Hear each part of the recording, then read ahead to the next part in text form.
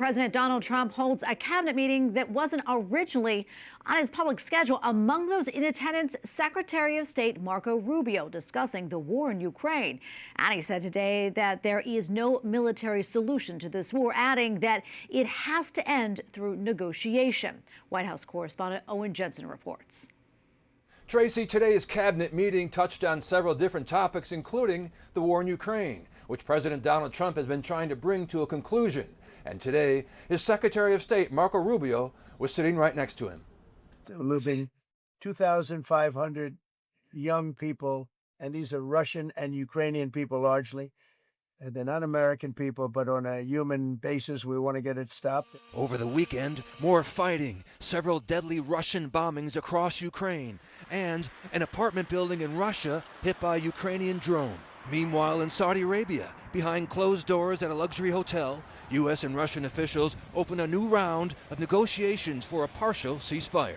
And in the cabinet room at the White House, U.S. Secretary of State Marco Rubio tells the president, "We have teams on the ground in Saudi Arabia meeting with the respective sides in the hopes of making progress towards this outcome that we all want to see." One major sticking point is what targets would be off limits, including energy infrastructure. Special Envoy Steve Witkoff says President Trump's conversations with Russia and Ukraine are focused on bringing a lasting peace. And he told Fox News they're discussing a Black Sea ceasefire on ships between both countries. And from that, you'll naturally gravitate into a full-on shooting ceasefire. Witkoff also spoke to Tucker Carlson about his face-to-face meetings with Russian President Vladimir Putin. What did you think of him? I liked him. Yep.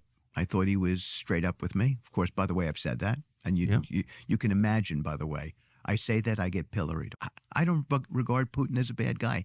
That is a complicated situation, that war. Witkoff says communication with Putin is necessary to negotiate an end to the war, and that President Trump's agenda is stop the killing, stop the carnage. But former State Department spokesman Matthew Miller criticized Witkoff, writing, "Witkoff doesn't know the names of all the Ukrainian provinces occupied by Russia, but somehow knows the people there want to join Russia." Vice President J.D. Vance tweeted, "Steve Witkoff is a great guy doing an incredible job. The people sniping at him are mad that he is succeeding where they failed for 40 years.